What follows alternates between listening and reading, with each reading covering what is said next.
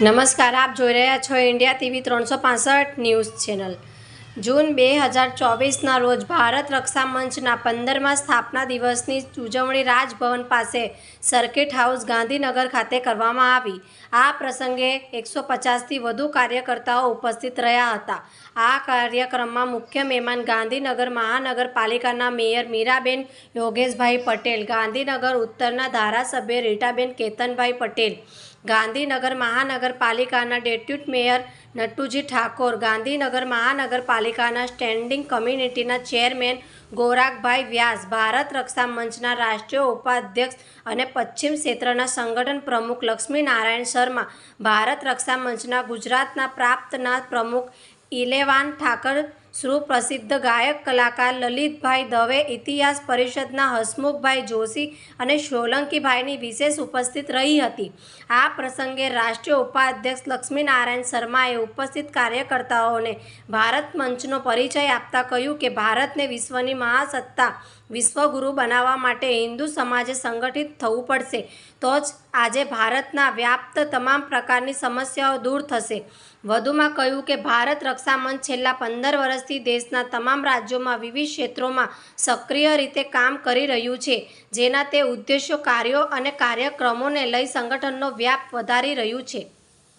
આ પ્રસંગે ગાંધીનગર ઉત્તરના ધારાસભ્ય રીટાબેન પટેલે જણાવ્યું હતું કે આપણે ભારત એક હિન્દુ રાષ્ટ્ર છે તેવો નારો લગાવીએ છીએ, પરંતુ હજુ આપણે એવા એકત્રિત થયા નથી।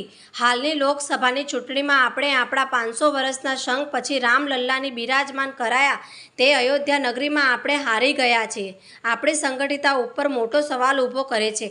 આપણે હિન્દુઓ એકઠા થતા જ નથી। આપણામાં ભાગ કોઈ પણ પાડી સરળતાથી પાડે છે।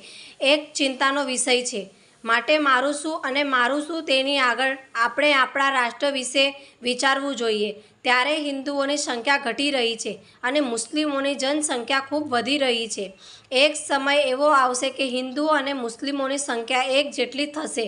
આપણે અત્યારથી જ આપણી સલામતી કરી દેવી પડશે અને ત્યાર પછી પડે દિશામાં ચિંતા કરવી પડશે।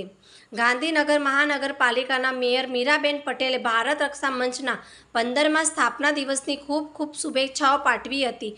બાંગ્લાદેશથી થતી ઘૂસણખોરી ખૂબ મોટો ત્રાસ હતો, તેના માટે આપ 2010થી કાર્ય કરો છે બદલ શુભકામનાઓ પાઠવી હતી। સાથે સાથે ગાંધીનગર જિલ્લા અને શહેરની નવીન બનેલ કારોબારીને શુભકામનાઓ આપી હતી। આ પ્રસંગમાં સ્થાયી સમિતિના ચેરમેન ગોરાખભાઈ વ્યાસે ભારત રક્ષા મંચના કાર્યોને બિરદાવ્યા અને કહ્યું હતું કે હિન્દુઓ હવે ઉગ્રતાથી જરૂરી છે।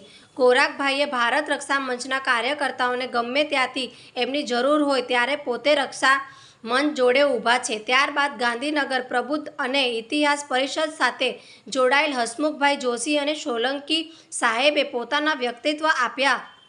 ગુજરાત પ્રાંત અધ્યક્ષ ઇલેવાન ઠાકર દ્વારા ઉપસ્થિત તમામ કાર્યકર્તાઓ પધારેલ મહાનુભાવોનો આભાર વ્યક્ત કર્યો હતો। આ પ્રસંગે ગાંધીનગર જિલ્લા અને શહેરના પ્રભારી તરીકે કેતનભાઈ જોશી, મહિલા પ્રભારી તરીકે શમિષ્ઠાબેન મહેતા, ગાંધીનગર જિલ્લા પ્રમુખ તરીકે હાર્દિકભાઈ જાની, ગાંધીનગર શહેર પ્રમુખ તરીકે વિજયભાઈ પટેલ, મહિલા પ્રમુખ તરીકે પૂજાબેનની સાથે ઉન્નતિબેન રાવલ, ઉપાસનાબેન નંદે વગેરેઓને મનોનયન પત્રો આપવામાં આવ્યા હતા। જોતા રહો ઇન્ડિયા ટીવી 365 ન્યૂઝ ચેનલ।